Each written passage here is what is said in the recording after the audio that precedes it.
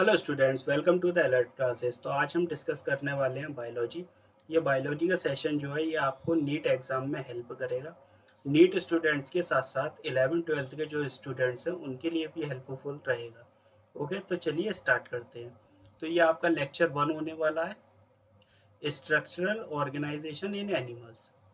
ये जो चैप्टर है इसमें animal tissue and plant tissue दोनों है, लेकिन हम जो डिस्कस करेंगे वो एनिमल टिश्यू के बारे में डिस्कस करेंगे।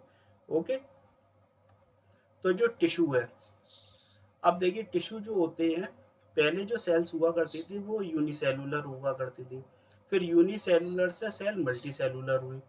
तो जब ये मल्टी सेलुलर बनने स्टार्ट हुए तो इनका ओरिजिन भी लगभग सेम हो गया। तो वो सेल्स जिनका सिमिलर फंक्शन और ओरिजिन सिमिलर होता है, वो सेल्स ने मिलकर एक टिश्यू बना लिया। ठीक है, मतलब ऐसी सेल जिनका काम लगभग सेम था और उनका ओरिजिन भी लगभग सेम था, तो वो सारी सेल्स मिलकर एक टिश्यू को फॉर्म कर लिया। इन ठीक है, जैसे कि आप ये देख सकते हैं, ये एक टिश्यू है। ठीक है, अब यहाँ पे जो देखिए ये सब्सटेंस भरा है, इसको हम बोलेंगे इंटर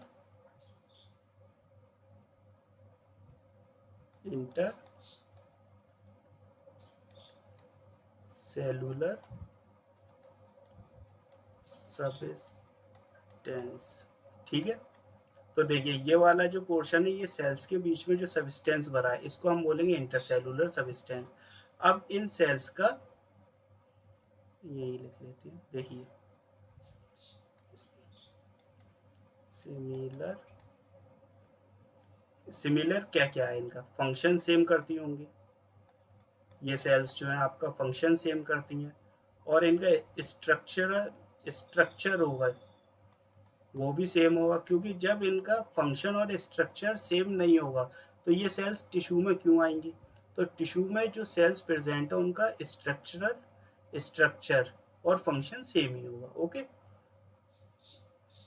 अब in multicellular animals, a group of similar cells along with intercellular substance perform a specific function, जो एक स्पेसिफिक फंक्शन करती है। सच एन ऑर्गेनाइजेशन, वो जो ऑर्गेनाइजेशन है वो टिश्यू है। ठीक है, नेक्स्ट हम देखते हैं कि टाइप ऑफ टिश्यू, कि टिश्यू जो होते हैं वो कितने टाइप के होते हैं। देखिए, एक होता है कनेक्टिव टिश्यू, एक होते हैं आपके मस्कुलर टिश्यू, जैसा आप इमेज में देख सकते हैं, नर्वस टिश्यू हो गया, और एक हो गया आपका एपिथेलियल टिश्यू। ये जो टिश्यू होते हैं 4 टाइप के हैं: connective tissue, muscular tissue, nervous tissue and epithelial tissue. इनको हम डिटेल में ही पढ़ेंगे कि इनमें कौन कौन से टिश्यू और मतलब टिश्यू के अंदर कौन से टिश्यू होते हैं। अब देखिए इसका जो ओरिजिन है वो मीजोडर्मल इन ओरिजिन है, मतलब इस टिश्यू का जो ओरिजिन है वो मीजोडर्मल इन ओरिजिन है।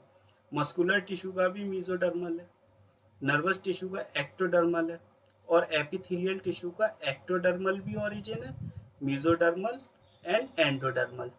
तो एक्टो मीजो एंडो जो ओरिजिन है वो एपिथेलियल टिश्यू का है।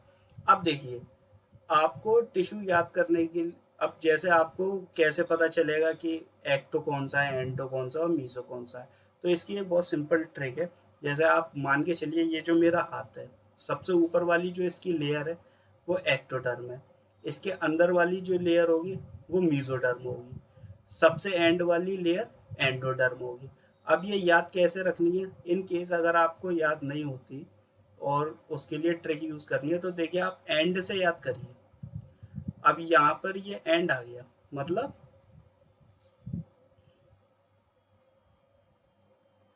हम बात कर रहे हैं एंड से, तो जो जिसका ओरिजिन एंड से स्टार्ट हो, मतलब एंड वाली लेयर जो है वो एंडोडर्म है। एम से एम मिला लीजिए, मिडिल। अब जो मिडिल में है वो मीजोडर्मल है, अब जो बची वो आपकी एक्टोडर्म है। तो आपको सिंपल तरीके से याद हो, एक्टो मीजो एंडो। अब आपको याद करनी एंडो मीजो एक्टो, तो इस तरीके से आपको याद हो जाएगी कौन सी लेयर कौन से ओरिजिन की है। अब इनका फंक्शन क्या है, अगर हम बात करेंगे कनेक्टिव टिश्यू की, तो कनेक्टिव टिश्यू जो होते हैं ये सपोर्ट का काम करते हैं, मतलब सपोर्ट देने का। मीजोडर्मल जो होते हैं, ये जो टिश्यू होते हैं ये मूवमेंट एंड लोकोमोशन में हेल्प करते हैं। इनका जो फंक्शन है मूवमेंट एंड लोकोमोशन। अब देखिए हम हैंड को मूव करा रहे हैं तो ये मूवमेंट हो रहा है, लोकोमोशन हो रहा है, तो इसमें ये हेल्प करते हैं। एक्टोडर्मल जो होते हैं ये नर्वस टिश्यू होते हैं, ये कंट्रोल एंड कोऑर्डिनेशन का काम करते हैं। For example control and coordination कैसे, अगर ये टिश्यू कंट्रोल एंड कोऑर्डिनेशन ना करे तो हम चल भी ना पाए। आप जैसे किसी झूले में बैठे हो, या आप लोग अक्सर छत पे बचपन में घूमे होंगे, आप लोग लगातार घूमते हैं, तो जब आप एकदम रुकते हैं तो आप बैलेंस नहीं बना पाते, आपके पैर लड़खड़ाते हैं, तो उस वक्त आपका जो कंट्रोल होता है वो छूट जाता है। तो उस वक्त ये nervous tissue control and coordination में तालमेल नहीं बिठा पाता, इसी वजह से आप लड़खड़ाते हो। और जब थोड़ी देर हो जाती है, बैलेंसिंग हो जाती है, तो फिर आप पूरी तरह कंट्रोल में होते हैं। तो कंट्रोल एंड कोऑर्डिनेशन का काम जो टिश्यू कर रहा है वो नर्वस टिश्यू कर रहा है। ओके, अब हम बात करते हैं एपिथेलियल टिश्यू की। एपिथेलियल टिश्यू जो होता है ये प्रोटेक्शन दे रहा है, सीक्रेशन दे रहा है, एब्जॉर्प्शन करा रहा है, फिल्ट्रेशन करा रहा है, और भी काम होते हैं इसके। तो एपिथेलियल टिश्यू जो है protection, secretion, absorption and filtration etcetera का वर्क करता है। ओके, आई होप आपका टाइप ऑफ टिश्यू क्लियर हो गया हो। अब हम डिस्कस करते हैं एपिथेलियल टिश्यू के बारे में। तो देखिए एपिथेलियल टिश्यू जो होते हैं आपके, एपिथेलियल टिश्यू जो होता है सबसे पहले हम देखेंगे, AP means upon, sorry,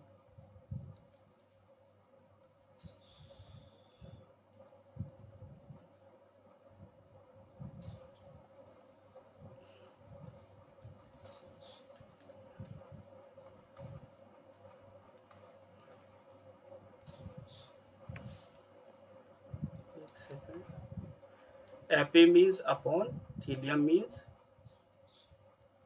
growth and, चलिए यहाँ एच है, ग्रोथ एंड कवरिंग।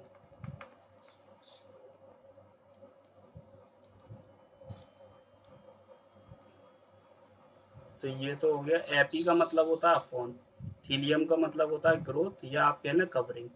ठीक है, अब देखिए एपिथेलियल टिश्यू जो होता है ये एवेस्कुलर टिश्यू होता है, लेकिन उसके बाद भी इसकी रीजनरेशन पावर जो होती है वो बहुत हाई होती है। उसका रीज़न क्या है, एपिथेलियल टिश्यू जो होता है ये बेसमेंट मेम्ब्रेन पे प्रेजेंट होता है, लेकिन अगर रीजनरेशन पावर की बात हो तो ये इसकी हाई रीजनरेशन पावर होती है, और ये एवेस्कुलर टिश्यू होता है उसके बावजूद भी। इसका रीज़न है कनेक्टिव टिश्यू। कनेक्टिव टिश्यू जो होता है ये उससे न्यूट्रिशन एब्जॉर्ब कर लेता है बाय डिफ्यूजन ऑफ न्यूट्रिशन। जब ये न्यूट्रिशन, कनेक्टिव टिश्यू का जो न्यूट्रिशन है डिफ्यूजन के थ्रू एपिथेलियल टिश्यू के पास जाता है। एपिथेलियल टिश्यू उसकी वजह से रीजनरेशन पावर हाई होती है। ठीक है, अब जैसा कि आप देख सकते हैं ये वाला जो पोर्शन है ये एपिथेलियल टिश्यू का है, ये वाली जो जगह आ गई ये बेसमेंट मेम्ब्रेन आ गई। तो बेसमेंट मेम्ब्रेन के ऊपर होता है एपिथेलियल टिश्यू, बेसमेंट मेम्ब्रेन के नीचे जो प्रेजेंट है वो कनेक्टिव टिश्यू। ठीक है, तो ये वाला डायग्राम आप ब्रेन में रखिएगा। देखिए एपिथेलियल टिश्यू जो प्रोड्यूस करता है ये कवरिंग देता है बॉडी ऑर्गन को, बॉडी ऑर्गन को जो कवरिंग देने का काम है वो एपिथेलियल टिश्यू देता है। और एपिथेलियल टिश्यू जो ऑर्गन्स होते हैं, हॉलो ऑर्गन्स एंड ट्रैक्ट जो होते हैं, उनकी जो इंटरनल लाइनिंग होती है, फॉर एग्जांपल जैसे कि हमारी बॉडी में हार्ट है, मान के चलिए हार्ट में ब्लड जाता है और आता है, तो इसकी जो इंटरनल लाइनिंग है बॉडी ऑर्गन्स में, इंटरनल लाइनिंग है वो एपिथेलियल टिश्यू की है। तो इस तरीके से एपिथेलियल टिश्यू प्रोड्यूस होता है। अब इसके अलावा ग्लैंड्स ऑफ बॉडी, बॉडी की जो ग्लैंड्स है वो एपिथेलियल टिश्यू की है। तो इस तरह एपिथेलियल टिश्यू वर्क करता है। ठीक है, इसके बारे में देखते हैं। This tissue has a free surface, इस टिश्यू की फ्री सरफेस होती है, which faces either a body fluid or the outside environment and thus provide a covering or a lining, covering या लाइनिंग प्रोवाइड करता है for some part of body, body के part को। कुछ part को। The cell are compactly packed with little intercellular matrix. Cells जो होती हैं कॉम्पैक्टली पैक्ड होती हैं with little intercellular matrix. ठीक है, एपिथेलियल टिश्यू का के पास हाई रिजनरेशन पावर होती है। ये एवेस्कुलर टिश्यू होते हैं बट नर्व्स इनमें प्रेजेंट होती हैं। Okay, rest on non cellular basement membrane. अब ये जो प्रेजेंट होते हैं वो बेसमेंट मेम्ब्रेन के ऊपर प्रेजेंट होते हैं। ओके, ये आपने डायग्राम देख ही लिया होगा।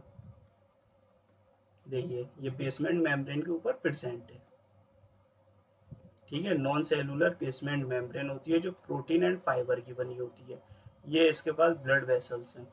Okay, type of epithelial tissue. Epithelial tissue आपके टू टाइप के हैं, simple epithelial tissue and compound epithelial tissue. Simple epithelial tissue आपके सिंगल लेयर बनाएंगे, कंपाउंड एपिथेलियल टिश्यू आपके मल्टी लेयर बनाएंगे। सिंपल एपिथेलियल टिश्यू आपके इंटरनल लाइनिंग बनाएंगे ज़्यादातर, लेकिन एक्सटर्नल लाइनिंग भी बनाएंगे, पर ज़्यादातर इंटरनल लाइनिंग बनाएंगे। Present in internal lining of body cavity. Body cavity जो होती है उसकी इंटरनल लाइनिंग बनाएगा। ठीक है, कंपाउंड एपिथेलियल टिश्यू जो होते हैं आपके ये एक्सटर्नल लाइनिंग में पार्टिसिपेट करते हैं, और जो सिंगल लेयर एपिथेलियल टिश्यू होते हैं ये आपके इंटरनल लाइनिंग में पार्टिसिपेट करते हैं। ओके, अब आसानी से क्या हो सकता है, duct and tubules. Single layer से जो आसानी से हो सकता है वो डिफ्यूजन हो सकता है, फिल्ट्रेशन हो सकता है, एब्जॉर्प्शन हो सकता है, सीक्रेशन हो सकता है, एक्सेट्रा। मतलब सिंगल लेयर से जो आसानी से हो सकता है वो डिफ्यूजन, फिल्ट्रेशन, एब्जॉर्प्शन, सीक्रेशन हो जाएगा। अगर सिंगल की जगह मल्टी लेयर होगी तो उसमें दिक्कत आएगी। ठीक है, और हो सकता है नहीं भी हो। तो जो सिंगल लेयर लाइनिंग है वो डिफ्यूजन, फिल्ट्रेशन, एब्जॉर्प्शन, सीक्रेशन के लिए बेहतर है। तो ये बात आपको याद रखनी है कि जो सिंगल लेयर से ये सब होगा आपका। ठीक है, अब कंपाउंड एपिथेलियल टिश्यू है, ये क्या करेगा, प्रोटेक्शन देगा। किसके अगेंस्ट देगा आपको, मैकेनिकल एंड फिजिकली। ठीक है, और chemical stress, mechanical and chemical stress के अगेंस्ट। ठीक है, और फिजिकली भी आपका होता है, तो उसके अगेंस्ट जो प्रोटेक्शन देगा वो आपको कंपाउंड एपिथेलियल टिश्यू देगा। अब हम बात करेंगे सिंपल एपिथेलियल टिश्यू की, ये किस तरीके से दिखाई देते हैं। तो देखिए ये फ्लैटेंड सेल है, यानी कि टाइल्स जैसे फ्लोर टाइल्स होते हैं, आपने देखा हो घर में टाइल्स लगे होते हैं, उस तरीके से ये फ्लैट होती है। तो इसको हम बोलेंगे आपके, सॉरी इधर नहीं लिख पाएंगे, सिंपल स्क्वेमस। ठीक है, ये जो हो गई आपकी सिंपल स्क्वेमस हो गई। अब हम देखेंगे, ये देखिए ये क्यूब लाइक है, तो ये आपकी हो गई सिंपल क्यूबोइडल। अब देखिए ये आपकी टॉल है, ये देखिए ये कुछ इस तरीके से है टॉल, तो इसको हम बोलेंगे सिंपल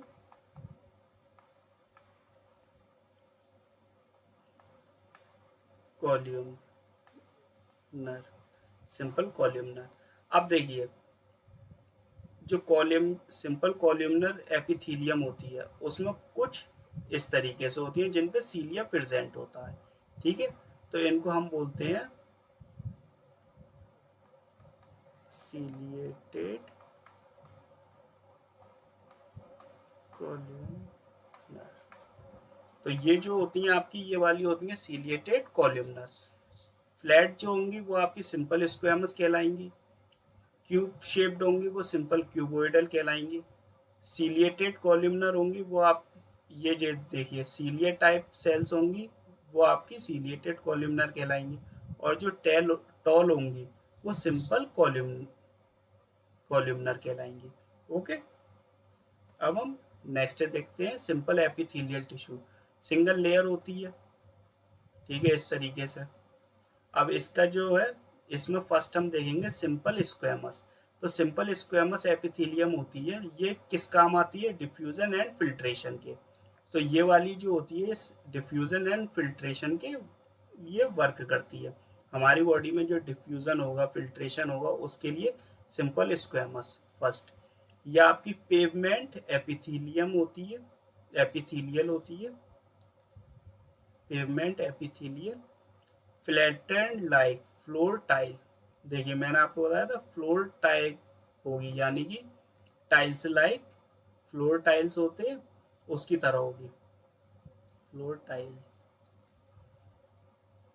टेस्टिलेटेड एपिथेलियल, ये वेवी अपीयरेंस की होगी, यानी कि वेव लाइक। ये इरेगुलर मार्जिन होती है इसकी, इरेगुलर मार्जिन। अब इसमें आपकी दो और आती हैं, मीजोथीलियम और एंडोथीलियम। ठीक है, अब एक सेकेंड, ये दो टाइप की होती है वेवी अपीयरेंस जो होती है, टेस्टिलेटेड एपिथेलियल वेवी अपीयरेंस होती है, ये मीजोथीलियम और एंडोथीलियम होती है। ठीक है, मीजोथीलियम जो होती है वो आपकी इंटरनल लाइनिंग होगी बॉडी कैविटी में। ठीक है, internal lining of body cavity जो बनाएगी वो मीजोथीलियम बनाएगी। एंडोथीलियम जो होती है आपकी ब्लड एंड लिम्फ कैपिलरीज बनाएगी, लिम्फ एंड ब्लड कैपिलरीज में प्रेजेंट होगी। Capillaries, blood and lymph vessels capillaries में प्रेजेंट होगी।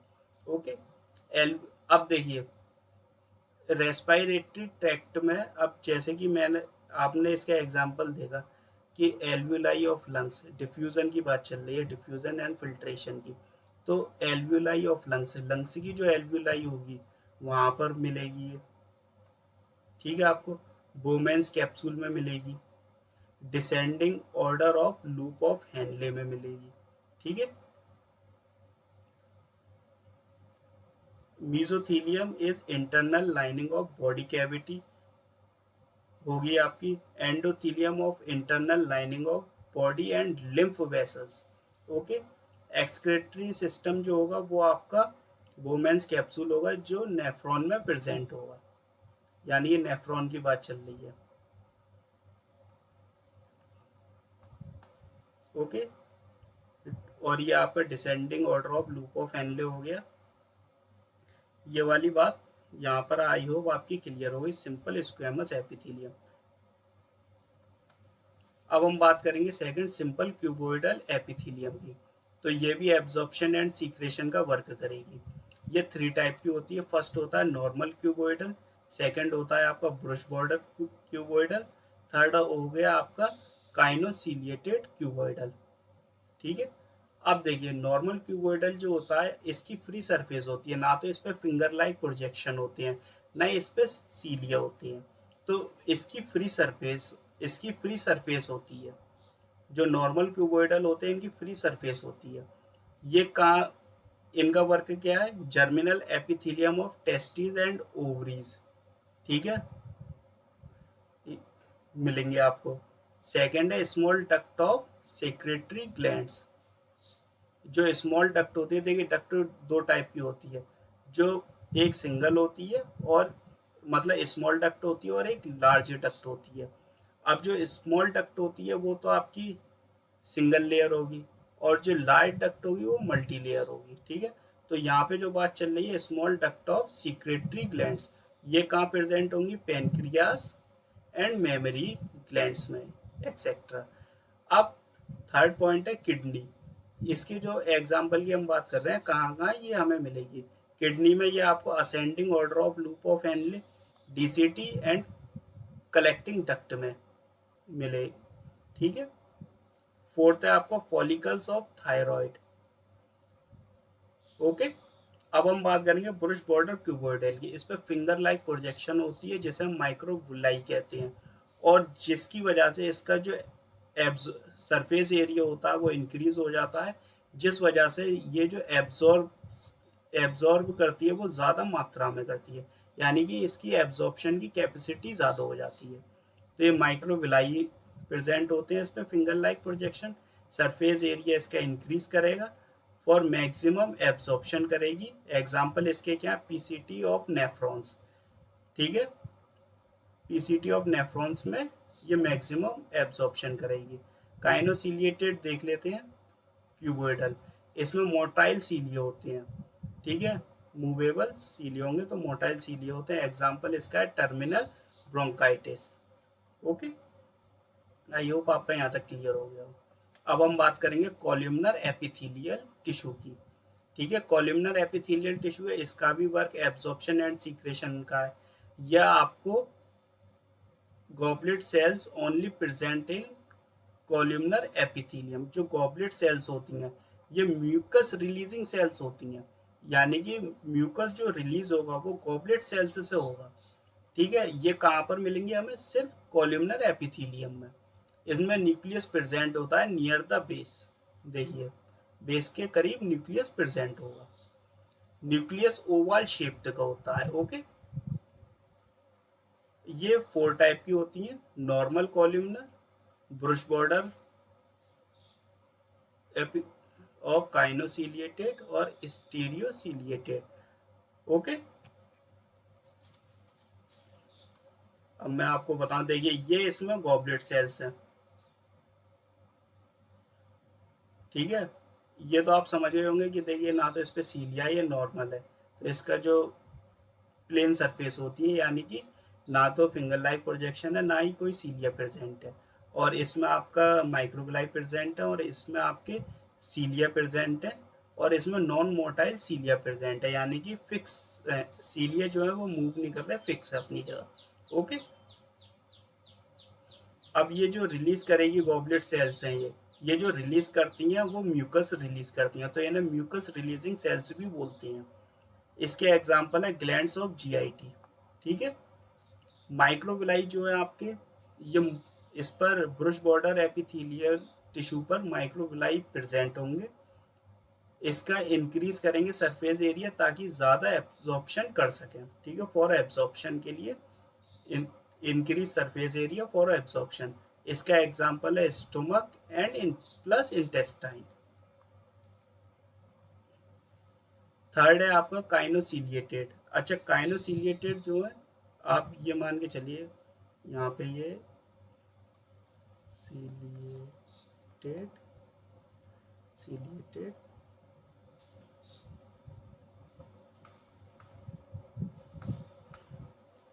सिलिएटेड इसको यहाँ ज्वाइन कर दें तो इस सिलिएटेड कॉलमनर के जो पार्ट होंगे वो काइनोसिलिएटेड और आपके स्टीरियोसिलिएटेड होंगे।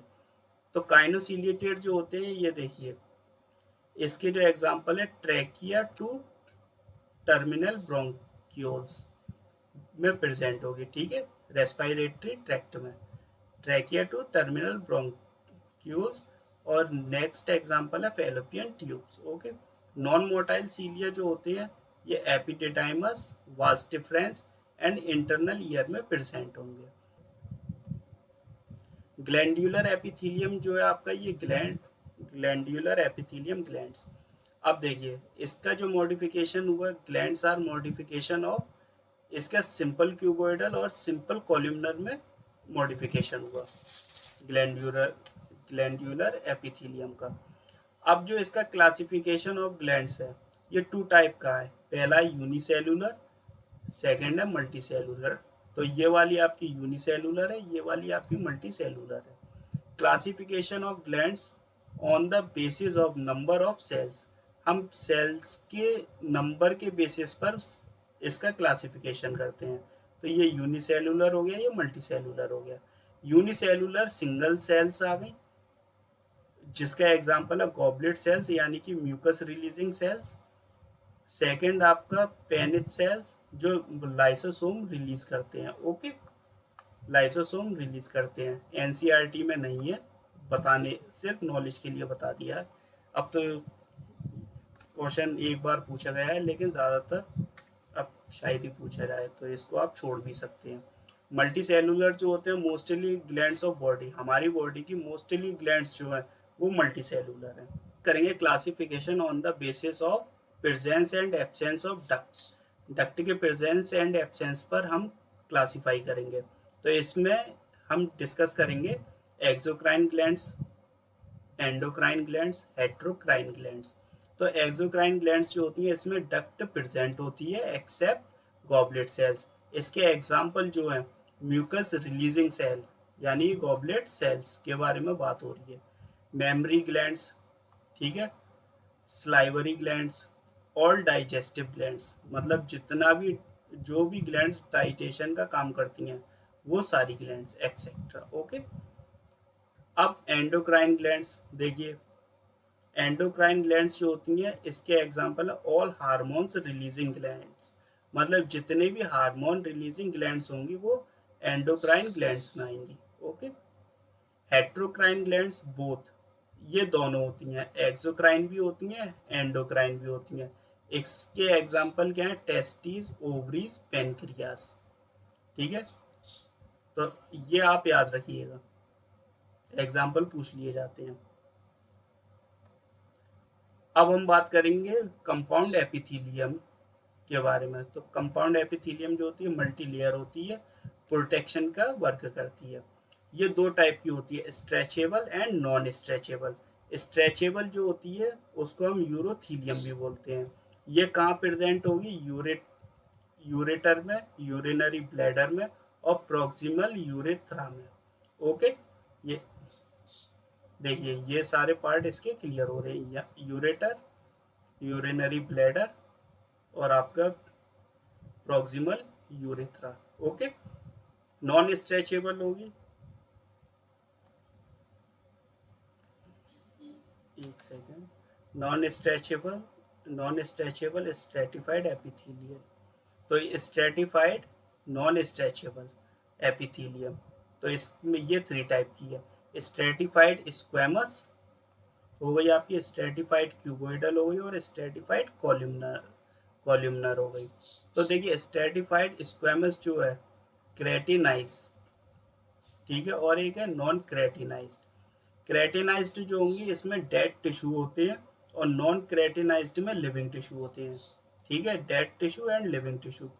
इसका जो डिपोजिशन होगा प्रोटीन क्रेटिन प्रोटीन का वो स्किन में होगा, तो इस बात को आप याद रखिएगा, क्रेटिनाइज्ड डेड टिश्यू होते हैं, इसका जो डिपोजिशन होगा क्रेटिन प्रोटीन का वो स्किन में होगा। ओके, नॉन क्रेटिनाइज्ड जो होते हैं ये लिविंग होते हैं और इसके अंदर जो आते हैं आपके ओरल कैविटी आएगी, फेरिंग्स आएंगे, ईसोफेगस आएंगे, एनल कैनाल आएगी और वजाइना आएगी। Okay, oral cavity, pharynx, oesophagus, anal canal and vagina. Stratified cuboidal में जो प्रेजेंट होगी, present in large duct of, अब देखिए स्ट्रेटिफाइड क्यूबोइडल, अब यहाँ पे जो बात चल रही है लार्ज डक्ट की बात चल रही है, तो जाहिर सी बात है लार्ज डक्ट है तो मल्टी लेयर्ड है। Okay, pancreas, salivary glands etcetera. Okay, stratified columnar है, इसका एग्जांपल है आर्टिवा ऑफ आइस। देखिए वजाइना जो है इसको प्रोटेक्शन की ज़रूरत है, ठीक है, तो ये मल्टी लेयर्ड होगी। एनल कैनाल प्रोटेक्शन की ज़रूरत है, मल्टी लेयर्ड होगी। ओके, ईसोफेगस, फेरिंग्स, ये सब ओरल कैविटी, ये सब बातें आप याद रखिएगा। आई होप आपका यहाँ तक क्लियर हो गया हो। अगर अभी तक आपने हमारे चैनल को सब्सक्राइब नहीं किया तो आप अलर्ट क्लासेस को सब्सक्राइब कीजिए, टेलीग्राम पे आप हमें ज्वाइन कर सकते हैं, यहाँ पर हम आपके मैसेजेस का डायरेक्ट आंसर दे सकते हैं और व्हाट्सएप ग्रुप भी आप हमारा ज्वाइन कर सकते हैं, व्हाट्सएप चैनल भी आप हमारा ज्वाइन कर सकते हैं। ओके, आपको किसी भी तरीके की कोई भी दिक्कत है आप डायरेक्ट मैसेज कीजिए और हमसे आप बात कर सकते हैं और हम आपकी हेल्प के लिए ही हैं। आपको कहीं भी कोई भी दिक्कत आती है आप हमें ज्वाइन कीजिए और हमारा जो केमिस्ट्री का सेशन है वो 9:15 का है, 9:15 PM का, जो डेली लाइव रहता है। Okay, and thanks for watching.